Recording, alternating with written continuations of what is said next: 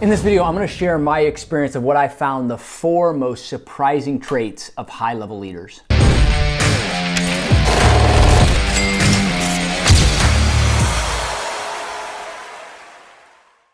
I'm Dr. Dan. I'm the CEO of the Catalyst Group and a business development consultant. For me, I love studying leadership and leaders and what separates the good from the great. So in this video, I'm going to break down what I have found to be 4 shocking traits that high-level leaders acquire or have that I think it would be in your best interest to go after. Trait number 1, and this for some of you won't come as such a shock, but I don't think you understand to the depths how critical it is, and that is a strong self-confidence. They have an image in their subconscious brain, which is the brain you can't measure. In their image, I have found that all successful leaders have a strong self-confidence that has allowed them to pivot when needing to pivot. They do not rely on somebody's acceptance of them.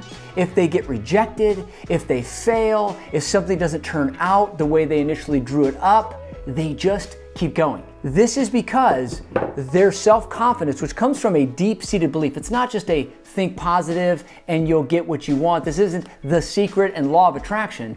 It's a deep-seated belief that they have about themselves and what they're called to do. Most of them, from my experience, are connected to a greater source, higher than man himself, usually subscribing to a worldview that has God at the top, and that they are called with a purpose, that God gave them a purpose, and that purpose is so strong that they don't need outside influence from man to support their journey or their destination. What's cool about this, and very intriguing to me studying neuroscience, is that subconscious, that self-belief, self-confidence, that image of who you are drives your result, and here's why. Because the image drives your belief drives your thoughts drive your emotions lead to your actions, and your actions get the result. So it always baffled me why people say, hey, just think differently, or just change your brain.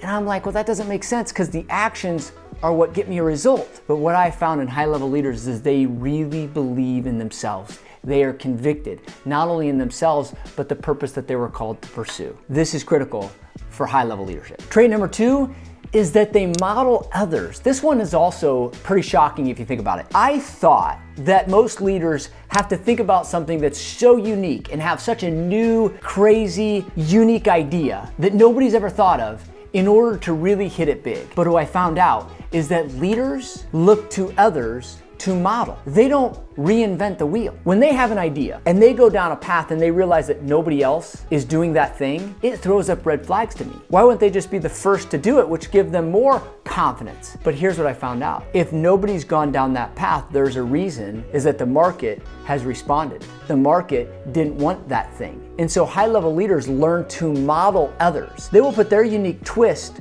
or add something to make it their own, but they don't reinvent the entire wheel. They will model others in the business, in their mechanism, their catalyst, their process, their team, their social media, their communication. They look to model others. The third trait that I found high-level leaders have is a belief in their catalyst, their mechanism that gets a result. So if you're a business person, you have a way to fulfill, you have a way to get your prospect a result or your customer a result. If yours isn't unique, then you don't have a level of conviction in it. I have watched all high-level leaders. It may not be the best thing in the world, but to them, it's the best thing because it's their thing. And they have put time, effort, and energy in creating the greatest catalyst, the greatest mechanism so that people believe them. And it turns out, studying the brain, that there are mirror neurons in the brains of your prospects that are responding to how convicted you actually are. There's electrons involved. There's neurology involved. There are nerves that are firing and wiring together.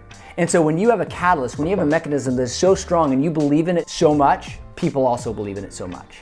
This is what my company, Catalyst Consulting, is all about. I help entrepreneurs create their unique catalyst so that they can take it to the world. And when they have a level of conviction and belief, others respond. All high-level leaders put the time, effort, and energy in to do the deep work. Cal Newport wrote a book called Deep Work. When you do the deep work and not just looking for likes, followers, and comments, you create a mechanism that people will want. And number 4 is that all high-level leaders are great communicators.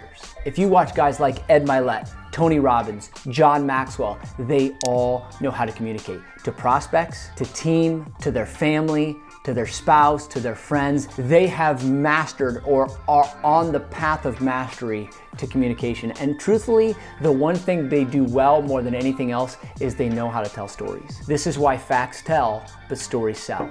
If you're gonna be a high-level leader, you gotta be a great communicator. And if you're gonna be a great communicator, you gotta know how to use the power of story. So there you have it. Those are 4 traits that all high-level leaders have. And guess what? You can have them too. If you need help with your business, with your communication, or with your catalyst, click the link below. Would love to talk to you. In the meantime, know that success is never a destination, it's always a journey. So no matter where you're at, enjoy the ride. Dr. Dan, I'm out.